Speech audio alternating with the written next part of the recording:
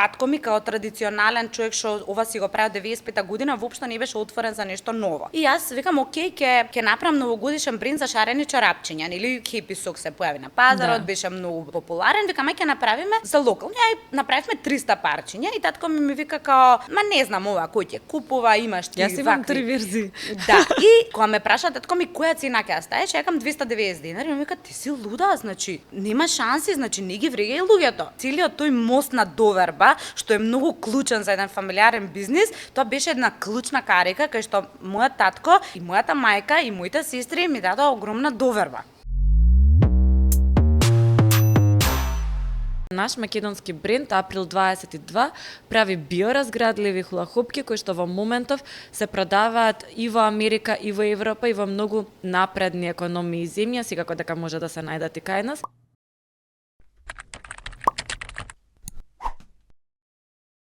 Зборувам со предприемничка и иноваторка која што ги создава овие хула-хупки. Зборуваме што го врти светот кога е во прашање ваквата индустрија, циркуларната економија, меѓутоа и убавите хула-хупки. Здраво, Сања. Здраво, здраво. Фала ти многу за поканата. Ќе ми биде чест да споделам дел од активностите кои што ги спроведуваме за развој на еден ваков бренд и колку работи сме поминале, колку грешки сме направиле и до кај сме сега и што се не следи. И некој сигурно сум дека нешто ќе научи од ова што го зборуваме. Што го врти светот, Сања? Progress over perfection.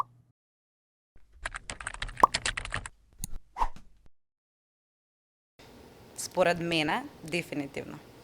Супер порака, значи напредок пред совршенство, затоа што сите предприемачи кои што ни дојдоа тука, меѓутоа и оние кои што работат со предприемачи, често викаат дека не може да почнеш од нешто што е совршено. Вие имате производ кој што од почеток се продава на американски пазар, па ти велиш дека оваа верзија што ние сега ја носиме е четвртата верзија од производот. Како стигнавте до американски пазар прво, па после и до сите други? Значи, тоа беше се еден процес на девелопмент. Значи, 2018 година јас бив одлучив дека веќе мислам тоа што го правам на дневна база не ми прави никаков личен раст и развој, а за мене тоа беше многу битно и почнав да се гушам во некој традиционален фамилиарен бизнис кој ние го имаме, кој што ги има истите проблеми, се тоа еден репетативен процес. Како одговор на тоа, влегов во процес на развој и почнав нормално тоа што го размислувам со луѓето околу мене да го споделувам. И тоа беа мои двајца драги другари и другарка, кои што се брачен пар, кои што се преселија за Америка и во првичните 6 до 8 месеци, кога се раѓаше идејата, јас правев ресерч, почнував да ставам ствари на хартија, почнував да се спремам за развој, они беа тука со мене и исто така страствено и не себично го делеа нивното искуство, нивното мислење, а имаа бекграунд кој што вредеше да се послуша, па затоа и они со самото нивно селење за Америка го однесоа брендот таму и први го презентира на тој пазар, заедно со домашниот пазар. Они имаат клучна улога, бидејќи првиот производ што они го однесоа беше бебето, 1.0 верзијата, која што од тогаш и преку нивниот фидбек ние добивме многу прогресираше самиот производ. Ти отидоа во Америка и таму ја трчаат таа приказна, ти тука развојот. Почнаа да го презентираат производот. Значи, вака, овој процес, секој што сака да направи иновација, ова не е од денес за утре. Значи, правиме муабет за 4-та година како јас секојдневно правам по нешто на оваа тема. Значи, концептот за да го славиме денот на планетата Земја секојдневно доаѓа од првиот ден како се разви брендот, Април 22, меѓутоа првично беше 422. Значи така беше 422, така беше, да. И на тој брендинг што тогаш го поставивме, фокусот му беше биоразградливоста на производот. Меѓутоа ние свативме многу брзо дека луѓето не се спремни никаков ефорт да направат за биоразградливоста, дури за да се продолжи лајфспенот на самиот производ. Во секој производ имаше врекичка за перење, да може значи откако ќе го користи производот, секој купуваш да може соодветно да го третира, да го пере, за да може неговиот животот на самиот производ да биде подолг и да му треба помалку да купува. Тоа беше идејата. И така дојде до америчкиот пазар. Они беа кривците што дознавме многу добар фидбек што се е спремен пазарот и кои се проблемите, колку во тој момент 2019-2020 година пазарот не беше спремен за ваков производ, за разлика од денес. Веќе е поспремен, така да тоа беше еден интересен процес и од тој 1.0 производ, значи тогаш ние кога го пласиравме пазарот во Америка и самиот капацитет на производството беше многу помал, меѓутоа сите тие мејлови прашања од нивните потенцијални купци, сите тие комуникации допринесоа да мене ми направат еден пуш дека не само што јас сега развивме нешто, ќе патентираме формулава и тоа е тоа, него јас сега треба да почнам. Вие развивте целосна иновација од тука, ова никој друг вака не го произведе. Да, значи вака во оваа форма како што е сега со значи биоразградливи хулахопки со алоe вера, што имаат патент на самиот процес на производството, бидејќи тие се направени од паметно предиво, кое што се вика Амнисол, меѓутоа патентот на тоа предиво си го носи бразилска компанија Solvay, која што го има продадено на производство во Италија, од кое што ние ги набавуваме материјалите. Меѓутоа, што ние имаме свој патент е начинот на производство и како производот доаѓа до таа финална, нели да има троstruко влијание, односно на општеството, на самите практики од линеарни во циркуларни и да има некаков бенефит за самиот корисник, зошто да ја направи таа промена од пластика во биоразградливост. Ќе те прекинам малку заради тоа што јас и ти многу добро знаеме што е биоразградливо. Ние работиме и соработуваме со доста бизниси во делот на циркуларност, па сме се начитале на темата, а ти си го поминала искуството, ама ајде за оние што не слушаат, ова е еден тренд кој што допрва ќе зема замав во светот, што е биоразградлив материјал, што се случува кога јас ќе ја фрлам хулахопката. Вака, откако ќе се фрли хулахопката, прво морам мала дигресија, сите ме прашуваат ќе ми се разградат на нозе? Не, тоа нема да се деси. Тоа нема да се деси. Значи, вака, за да почне процесот на биоразградливост, треба да се става хулахопките да бидат во надворешни услови, односно да бидат во отпад. Не е битно тоа каков отпад е. Тековните, значи сите ние хулахопки што ги користиме со децении наназад, се 100% најлон и тие завршуваат до 100 години во отпад. Сега, што ќе се случи ако април 22 ги носите и ги фрлите? Ако ги фрлите, за 3 до 4 години тие ќе се разградат во природата и нема да има никаков импакт, значи ќе се намали отпадот, а втората работа што може да се направи, и тоа е ултимативната цел на април 22, да имаме доволно корисници кои што ќе ги вратат назад хулахопките и ние, како производство, ќе можеме со целиот отпад од нашите производи да го користиме за енергија, затоа што за електрична енергија од хулахопките. Да, као биомаса за енергија. Значи ние можеме да има начин и самиот производ може да се користи и е согорлив. Ти доаѓаш сепак од овој бизнис, само го имаш сегментот на си многу поиновативна, веројатно, затоа што доаѓаме од други генерации. Ама како реагираат твоите кога дојде и им рече, слушајте, јас мислам дека вака работиме во ред, ама дека од утре треба да почнеме со иновација и додиме во сосема друга насока. Вака, тоа не беше едноставен процес, мислам не беше нешто вака јас дојдов и кажав. Значи, јас ова се го правев во сенка. Значи, нашето производство годишно снабдува над 1,5 милиони парчиња хулахопки низ локалните пазари. И тоа е се с пластика. И кога јас го израчунав тоа, колку ние како компанија, како Forlady, како компанија има импакт на целата околина, ми беше онака ред флек. И тука почнав да размислувам, почнав да истражувам, почнав се. И цел тој процес го почнав, дојдов до некој бизнис модел, до некој развој, до што би можело тоа да биде, дека има тука, има исплатливост да компанијата дополнително има поголема профитна маржа, со што ќе допринесе за подобри услови за работа, за развој, инвестирање и слично. Тоа беше едно. Јас ќе влезам низ процес на развој, ќе влезам буквално, ќе излезам надвор од комфорт зоната и ќе влезам во еден нов циклус кај што ќе морам да учам нови работи и слично. И третата работа беше да едноставно се тргнам некако да створам некоја иновација внатре во нашиот бизнис за тој лайф сайкл на самиот бизнис, која ќе дојде од стагнација да почне повторно да расне.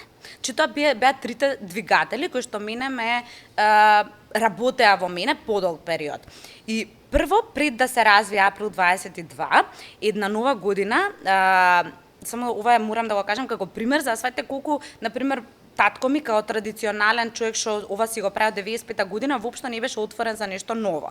И јас викам, окей, ќе направам новогодишен бренд за шарени чарапчиња, нели Happy Socks се појави на пазарот, беше многу популарен. Викам, ќе направиме за локални, направивме 300 парчиња и татко ми вика као, не знам ова кој ќе купува, имаш ти Јас имам 3 верзии. Да, и ја викам, окей, и ние ставаме цена од 290 денари, значи излеговме, буквално на 1 декември ги сработавме, имавме некоја количина мала, и излеговме на пазарот без пакување, значи без ништо. Првичниот изглед на Quick Socks беше целофанче и машничка новогодишна од нашата локална цвеќарница, кај жената што си ја знаеме. И кога ме праша татко ми која цена ќе ја ставиш, ја кажам 290 денари, ми вика ти си луда, значи нема шанси, значи не ги врегај луѓето. Ја кажам окей. Сакам да кажам дека тука беше првиот знак кога видов дека јас не можам од него да барам фидбек, затоа што он воопшто ги нема видиците кои што јас ги имам и очекувањата. Публики се тоа. Ете така. И после првата сезона, кога ние направивме одлична продажба и кога во јанари као седнавме, дај треба брендинг да направиме за ова, као има пазар, луѓето се спремни да го направат, и тоа беше онака мини степот, првата скала, за да мене ми даде една мотивација да влезам во процес на развивање нови работи, бидејќи самиот пазар за хулахопки и чорапи е презаситен, што би рекле американците too noisy.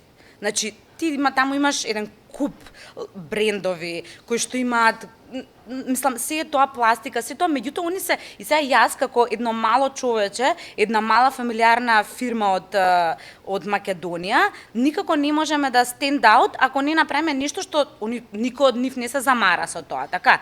И сега јас тоа го искористив како процес и почнав да работам, и уствари јас тогаш нормално за се тоа да влезе. Јас кога и да те видам, ти си во работа, значи многу посветено работиш на ова и мора да кажеме за оние кои што наследат дека не се развива преку ноќ бренд. Не се ама кога развива. ќе се развие, веројатно задоволството е многу поголемо отколку нели И па еве сега вака, на пример, овој момент со Quick Socks беше 2018, мислам, и после тоа јас почнав да размислувам на иновација, што би можело, како би можело. Нормално, тековната работа не можеше да ми дозволи јас да отидам на татко ми да му кажам, и знаеш што, мене ми требаат волку буџетски средства за ја да почнам да развивам иновација. И тоа го направив преку првиот повик на фонд за иновации. Одлучив да аплицирам, дојде еден значи јас ништо немав поима, ниту никогаш сум развивала фандрейзинг. Значи многу е различно, луѓето што доаѓаат од корпоративниот свет, они биле во корпорација и знаат, има ваков одел, таков одел, овие со тоа се занимаваат и барем слушнале, барем знаат системот. Ако си фамилиарен бизнис, целиот тој систем ти сам си го креираш. Односно, ако не излезеш надвор од тоа што е дадено, или ако не почнеш со никој да се консултираш и да работиш, да учиш, ти не можеш да направиш никаков прогрес. И аплицираше, сама го пишуваше. Да, значи тогаш консултантот што дојде ме ислуша и ми рече: "Многу си ти амбициозна.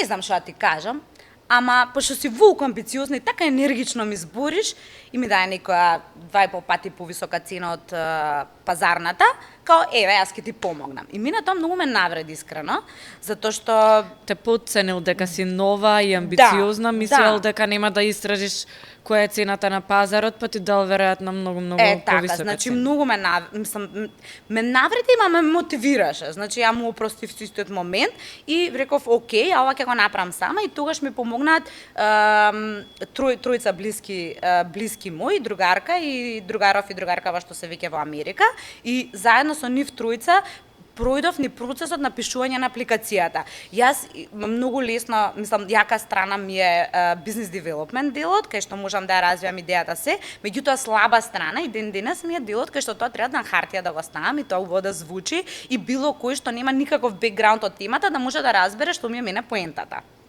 Да. Така да аплицирав за фонд за иновации. Подобро ти оди од ова што го слушам до сега, многу подобро ти оди. Да го објасниш.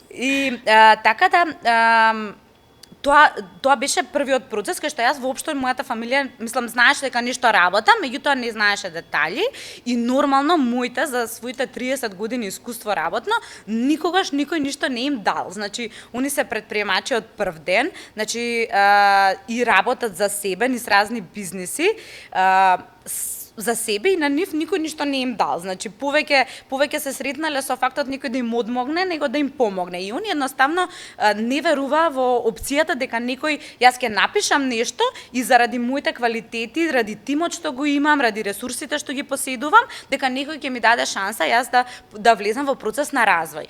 Меѓутоа тоа беше првиот степ и јас кога го добив, тоа беше еден така многу убав майлстон кај што уствари целиот тој мост на доверба што е многу клучен за еден фамилиарен бизнис, тоа беше една клучна карика кај што мојот татко и мојата мајка и моите сестри ми дадоа огромна доверба. Рекоа дека сепак има во тебе тоа што треба и дека почнаа да те следат веројатно. Да, и тука, значи, тој момент. Јас ништо од ова до сега што сум направила и сите грешки што сум ги направила и целата поддршка за да правам грешки упорно и да имам прогрес, никогаш не би можела без домашните, мислам да бидеме реални. Веројатно и тој дух предприемачки ти доаѓа од нив. Па да, нормално, затоа што јас сум израсната со баба и дедо што биле предприемачи, кај што, мислам, реално јас сум се будела, баба ми и дедо ми тогаш има сендвичара и увезувавме сладолед и правевме сладолед и мене активностите ми беа, баба ми ме праќаше да ги направам као окей, ја нели цел живот многу сакам благо, тоа ми е проблем, слабост и окей, ќе добиеш тоа што сакаш благо или ќе се бањаш у базен, ако го направиш ова, тоа биле некои таскови што јас сум можела да ги направам за тогаш нашите бизниси, односно работите што они ги правеле. После тоа мајка ми ме одгледувала со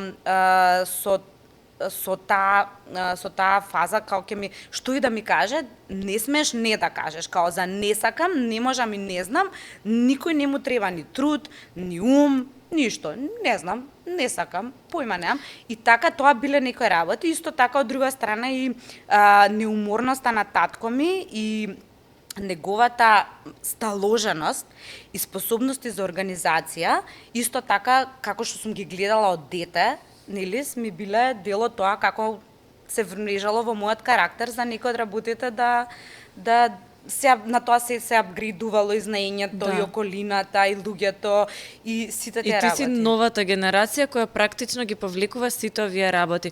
Има многу анализи на темава колку многу е важно детето да се дружи и со баби, дедовци, родители, од секој нешто добиваш и таа заедница кога така ќе те израсне, нели многу поголеми ти се шансите, но од друга страна еве ние се трудиме и на оние кои што ја немале таа можност да ги едуцираме преку вакви содржини дека е возможно и дека нели тоа не може и не сакам најчесто. Не е баш така, има многу малку работи што на вистина не може да се направат, па еве дури од Македонија да излезеш на американски пазар, меѓутоа и на европски. Европските пазари имаат екстремно високи стандарди и многу е тешко да се влезе. Тоа како се случи, кој се сега носи македонски хулахоп? Да, вака се, значи, ние, уште кога се, нели, темелите која се ставаа на целиот концепт, одлучивме дека овој производ, бидејќи доаѓа од Македонија, за локалниот пазар ќе има цена што ќе биде акцептирана од домашните купувачи да ја направат таа промена. Значи не нешто што е екстремно скапо и ние затоа влагаме во тој mid-range, нели, некоја средна класа на производи.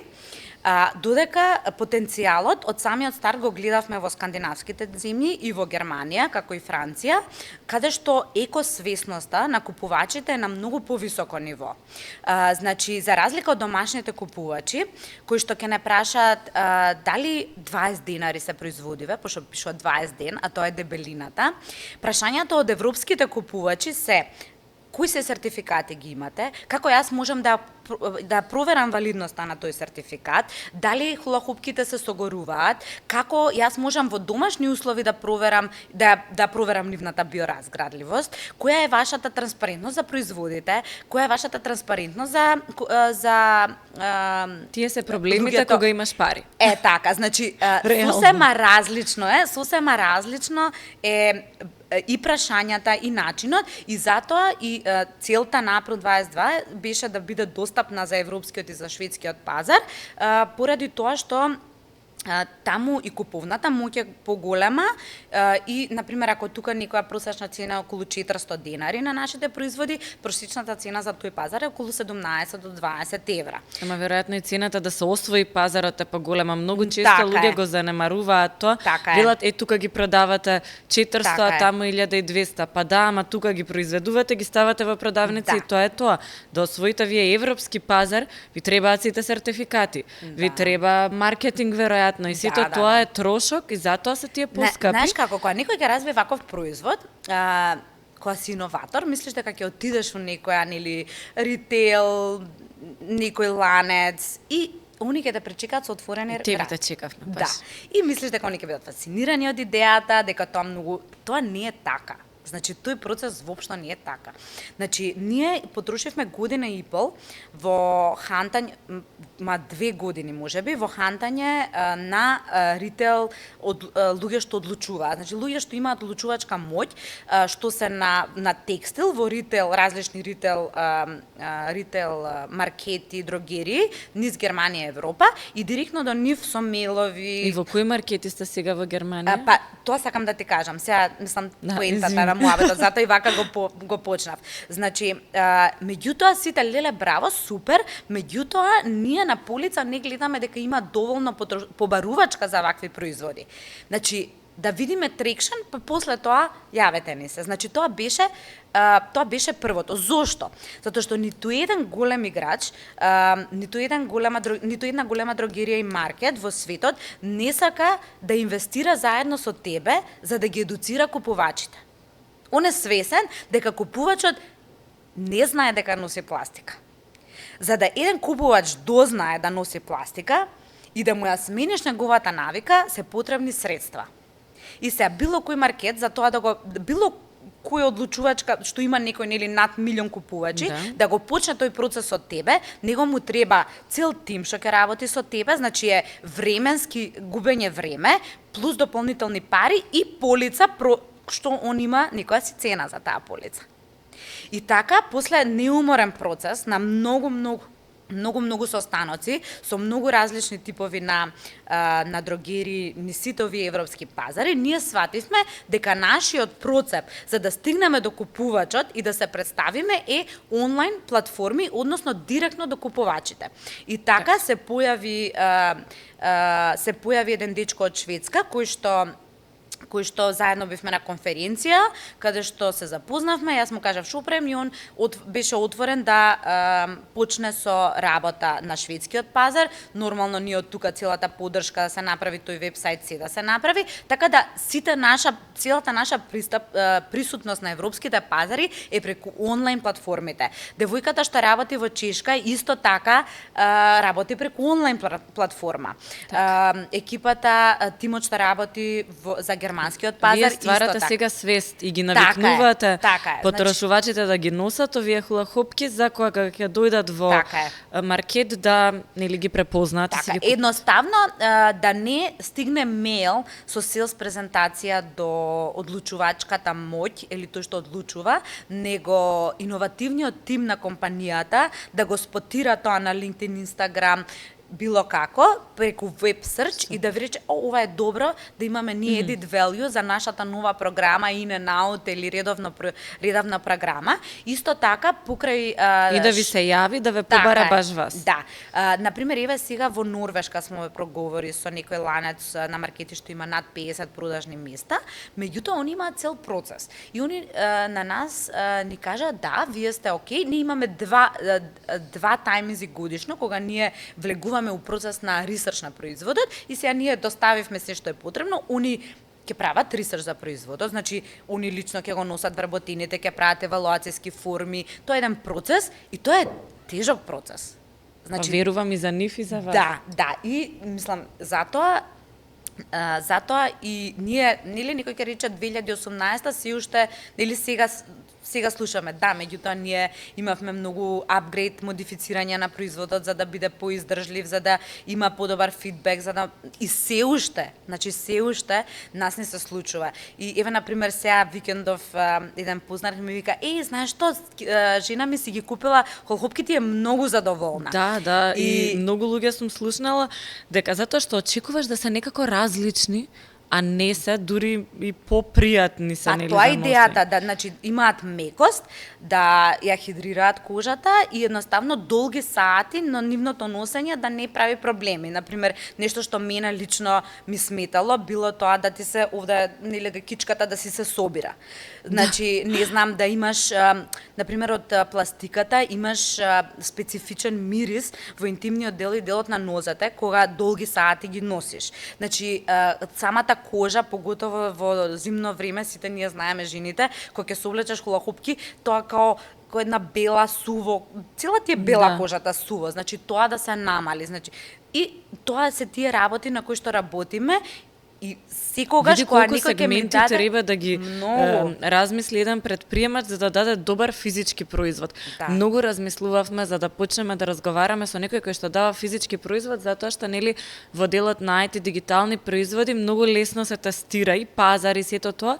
И интересно ми е дека ти имаш таков пристап, тестираш цело време на пазарот, ама и особено ми беше интересно тоа што ми го кажа за вработените, дека вие имате таков пристап и во делот со вработените малку го менувате начинот на работа на типична македонска компанија во текстил кога зборуваме, затоа што доста од идеите доаѓаат од нив и тука се ствара нели да бидат позадоволни на работното место, меѓутоа и да имаат да бидат подобро нормално платени. Да. Кога имаме наши брендови, тоа е возможно да се прави и да се добива брзо ваков фидбек и од работничките. Тоа се жени кои што најголем дел се кориснички на производот. Да, значи јас морам да кажам дека целиот тим што работи и во производство и надвор од производството, луѓе што работат во аутсорс, луѓе што и биле дел од тимот, а веќе не се, имаат големо влијание на тоа каков прогрес се прави. Условите за работа конкретно за производството гледаме континуирано да ги зголемуваме, затоа што јас сум поборник да ветам нешто, да направам месец-два разлика и после тоа да не можам да го издржам тоа. Затоа тие сите промени што ги правам во производство за они да се осеќаат подобро, значи повеќе присутни, да можат да имаат отворен однос со нас, да имаат поголема надокнадна месечна, да можат нели да си кажат што им треба. Значи тоа се мини степс, меѓутоа ги правиме. И секогаш гледаме што подобри да бидат. Значи и доаѓаат некогаш со своји идеи или да кажат еј супер, ова многу ми се доаѓа бојата. Не можам, например, јас не можам да знам како ние можеме, јас лично, например, немам толку технолошки бекграунд на самото производство. Значи, ние имаме еден исклучителен кадар, инженер, кој што својата работа исклучително е работи, е навлезен во оваа проблематика. Татко ми, кој што е со 25 години искуство во ова, и мојата средна сестра исто навлага во техничкиот производствениот процес на сите овие работи. И сега, значи, јас можам да смислам на хартија со дизајнер или со тим многу работи, така? Да. Не знам. Сега, например, од чешка девојка ми вика, подвизици многу ми бараат. И ние сега ќе седнеме ден-два, тоа ќе смислиме све супер. Ама ако не седнеме, мислам, ако не ги слушнам проблемите на производството, дека им требаат дополнителни делчиња кои што ќе ја направат машината да биде побрза, дека им треба дополнителни некакви средства, нешто што ќе им ја олесни на нив работата и ќе го подобри квалитетот, мене ми е џабе тоа што ние си правиме муабет. Да. Така, Мислам, затоа што нема да има реализација на крајот од денот. Значи, тој што не работел во производство, не знае колку е тоа еден макотрпен процес, кај што многу е незахвално купувачот мава камења по производителот, а ти кога ќе седнаш таму и кога ќе видиш со какви се ситуации се среќаваат они од денот и што влијае на изгледот или на квалитетот, значи нема да ти се верува. Значи, еве сега глупава работа, значи ние со работници спремаме пакување, се, значи супер, све го спремаме, го цртаме, го правиме. Значи, ова беше shelf ready пакување. Го праќаме на принт, тие, нели, све супер, еве, доаѓа ова, тестери ни доаѓаат, се окей. Стига у производство, едната страна лета. Едната страна од пакувањето, кога почнеш да ја склопуваш, да почне да се полни, лета. Се отвара. Се отвара лета, значи по производ автоматски е полупроизвод. И се, знаеш, тоа те враќа 3 чекори назад. И ова се проблеми кои што реално предприемачите ги имаат. Да. Ако го нема фидбек од тука или ако си ти тип на шеф што викаш мора ова да го затворите, на крај ќе завршиш со некоја глупост која што не функционира. Да, и сега ти си дошол, нели, си го решил тоа, јас сум го тргнала тоа од мојата листа на обврски што треба да ги завршам и уствари доаѓа пак на прво место затоа што треба од почеток да се почне процесот. Значи ние сега треба за таа количина што ја имаме да направиме байпас, па за следната количина да ги дефинираме кои се проблематиките за да не се случува, затоа што се тоа на крај го зголемува трошокот на производот. Затоа што мене сум планирала дека не помалку од 1 минута ќе биде потребно на еден вработен, тој процес да го заврши, на крај тоа испаѓа 5,5 минути. Да. И некој ќе ти каже бе скапо е. Абе дојди да видиш ти колку е скапо со сите овие напред-назад работи да се занимаваш на дневна база. Добро, меѓутоа ако се подобри купувната моќ и кај нас како во Европа и во Америка, се надевам дека одиме натаму и гледам дека одиме натаму затоа што помладите генерации генерално не работат за толку малку пари. Во моментот кога ќе имаме малку подобра куповна моќ, нема да ја гледаме само цената, затоа што кога инвестираме во хулахопки направени тука, инвестираме и во тие што работат на нив, и во подобри процеси, и во подобра природа, и нели да имаме нешто наше таму надвор во Норвешка и така натаму, така што мислам дека тоа публиката, младите родители особено се повеќе го разбираат, затоа што имаше пример тука беа од светот на Биби, беше говорничка актерката, меѓутоа јас сум соработувала со нив и ги гледав родителите дека им е мерак тие пари да ги дадат за домашен производ наспроти некој увезен производ кој што може во моментов е поевтин на пазарот да се најде, така што мислам дека тоа ќе се менува со тек на генерациите, меѓутоа таа сиромаштија не тера да нели постапуваме, бараме нешто што е невозможно. Морам да кажам дека јас сум го правела тоа, сум го дискриминирала домашниот пазар, меѓутоа домашниот пазар има куповна моќ и има тренд на, јас гледам по себе, значи како го почнав целиот овој процес, јас имам тенденција да одам например ногти, нели било каква козметика, кај самохрана мајка наспроти некое студио. Да. Имам тенденција да купам од локален производител наспроти нешто што е увозно. Имам тенденција да прочитам етикета. Имам тенденција да отидам на некој базар кај што порано не сум одела. Значи таа култура се менува и поготово јас ја гледам кај новата генерација. Имам 2 помали сестри, едната е 12, другата е 14 години помала и нивните потрошувачки навики се сосема различни. Значи да се наметне мајндсетот, да фактички со самото тоа што ти ги трошиш парите за одреден пар, дали е услуга, дали е гардероба, без разлика каков тип на производ е, да знаеш како тие пари што поддржуваш, што прави таа компанија, како таа ќе ги искористи. Значи, сите тие работи се Тоа особено го научивме, мислам дека и во периодот на ковид, кога свативме колку сме си потребни Да. едни на други за да функционира Многу. економијата, Да. затоа што одреден број на да речеме бизниси беа затворени и свативме колку тие луѓе всушност нас ни требаат во животот. Така многу ресторани се затворија. Да. Нели? Значи, И тоа за да мене- се адаптираме заради тоа. Ти ми кажа една интересна приказна во период на ковид и сакав да те прашам дали се ти одело смут, ама само пред да дојдеме тука ми кажа дека не било баш така. Да, не беше тоа баш така. Значи, ковид почна 2019 крај, или 2020 март почна кај нас. Значи, ја нема никогаш да го заборам тој период, бидејќи почнав со реализација на целава идеја. Се случи ковид, месец дена фабриката не работеше, ништо не работеше. Јас првата недела ништо по 2 пати на ден иде вежбав. Ама, значи, многу лошо се осеќав и тогаш лично се наоѓав во период кога почнував сама да живеам и станот ми беше во период на припрема. И сега, значи, никоја компанија, барем јас вака што сум разговарала со фамилиарни компании, значи никогаш ти не замислуваш дека треба да имаш некој, нели, таму буџет за кризен штаб, кај што, нели, тоа ќе бидат некои пари кои што ти, ако нешто се случи, пошто нашата, например, во мојава работна кариера, ја не сум доживеала таков момент. Да, ние не правиме риск менеджмент Да, никаков значи нема тоа, не однапред. постои, да. Ама немаме таква култура овде. Немаме таква култура. И сега почнувам, окей, се затвара фабрикава, значи платата на вработините треба да се дистрибуира без никаква промена и сите тие работи. И се тоа паѓа на, нели, пошто веќе 2020 беше годината која што татко ми официјално ми ја предаде управителската улога на компанијата и јас како управител, нели, треба тоа све да го изменаџирам.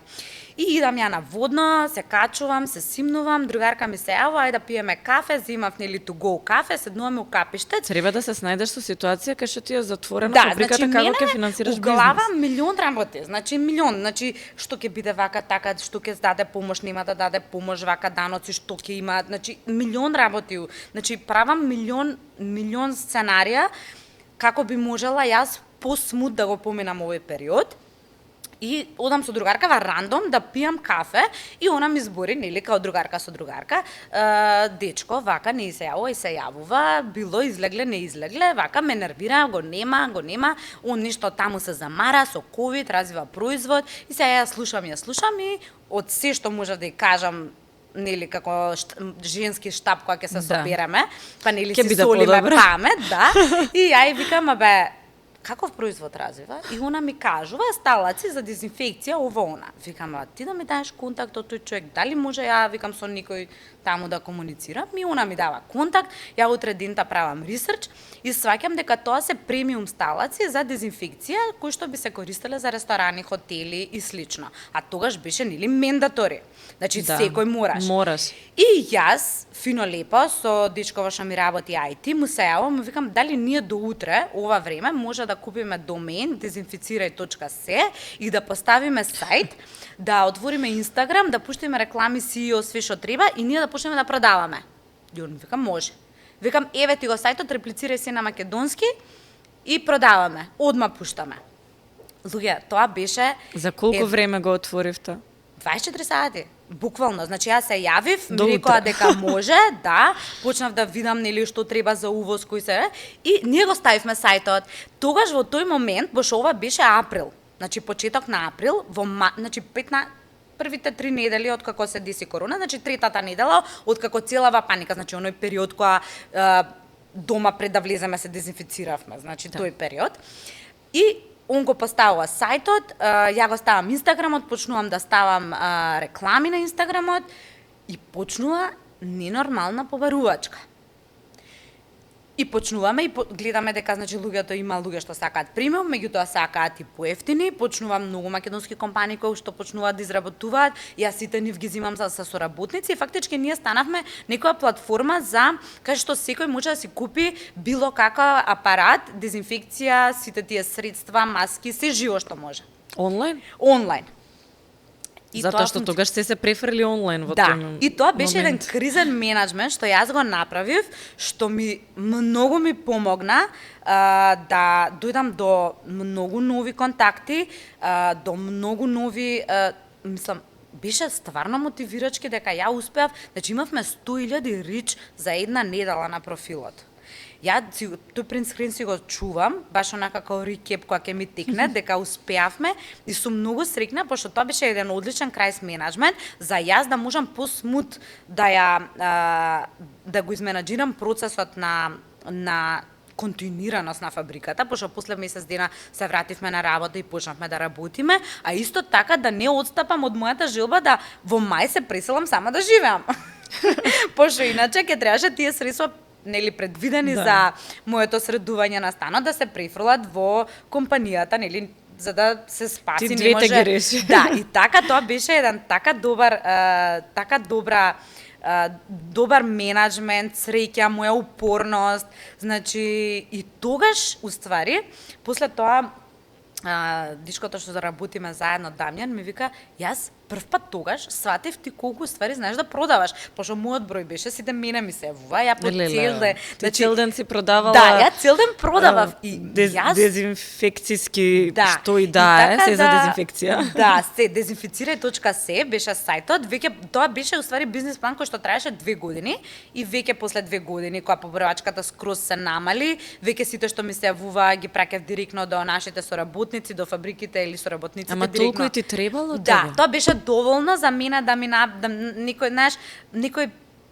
да премостам одреден период и тогаш исто морам да кажам дека вработените во фабриката исто така беа поддршка и они што требаше за одржување идеја, логистика, татко ми, кога сестрите. Си добар за кон значи, вработените, така ти се враќа. Да, и тоа едноставно тоа е убавината кога си дел од некоја мала фамилиарна компанија, што многу лесно може да се направат промени.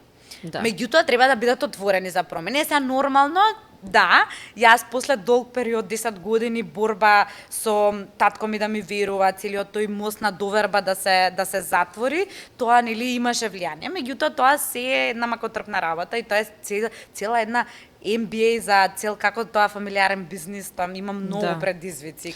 Сигурна сум дека има, ама и самото семејство си носи предизвици, ама па целта она што на крајот се добива како крајен производ, веројатно тој те натерал да со тој негов скептицизам да се докажуваш и да бидеш подобра, така што има некој баланс. Имам уште многу прашања да ти поставам, само сакам да завршам со едно прашање кое што одамна ме мачи. Ајде.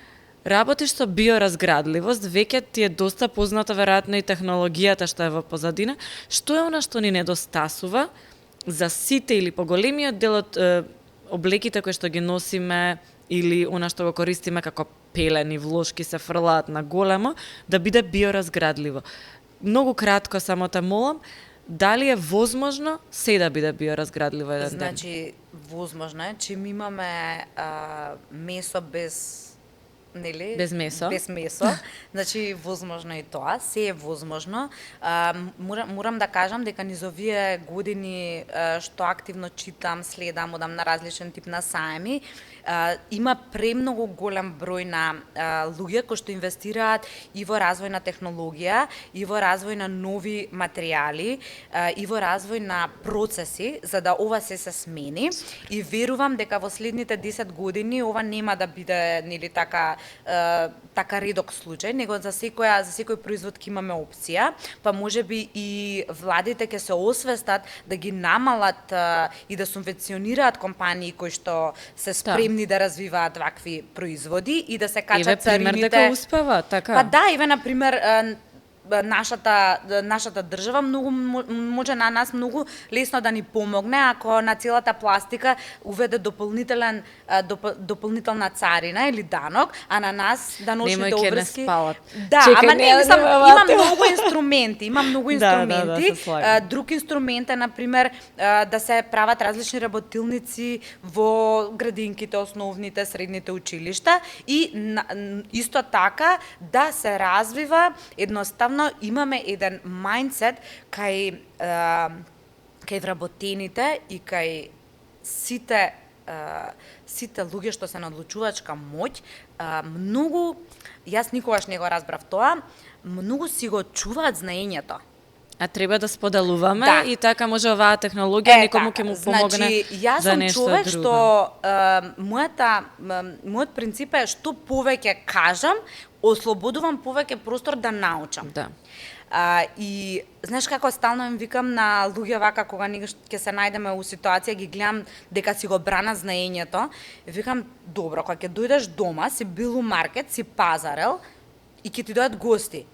Значи, ако не го ставиш јадењето на маса, ќе му помине рок, ќе треба ништо да се фрли, значи Никој нема ќе да ти каже му дека е воса, убаво на крајот од никој денот, нема да да. те пофали, ќе нема да споделите љубов, ќе нема никој да се напие па шега да падне, нели, тука да има.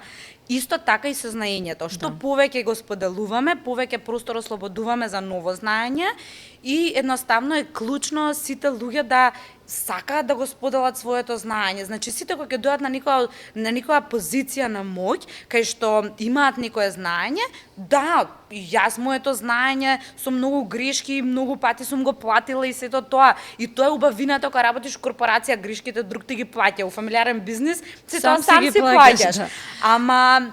Ама секогаш сепак одлучувам да, знаеш, сите информации да ги споделам затоа што верувам дека тоа што мене ми требало за нешто многу време, зашто никој друг да го помине, ако ја го имам одговорот, едноставно и од секого може да се научи. Да, еве се надевам и од ова ќе научат тие што нас слушаат и ми се свиѓа sharing is caring има Да, едно да, затоа што да, ти си скроз. на американски пазар па ете да искористиме Да. една таква поента за крај. Мислам дека е многу важно да споделуваме и да правиме решенија на проблемите со кои што сите заедно сме во ист кош да кажеме и се соочуваме. Фала ти што дојде. Фала ти многу на поканата, драго ми е. Да дојдеш пак. Ќе дојдам. За подвезиците. Нема проблем, или за друга тема не е никаков проблем.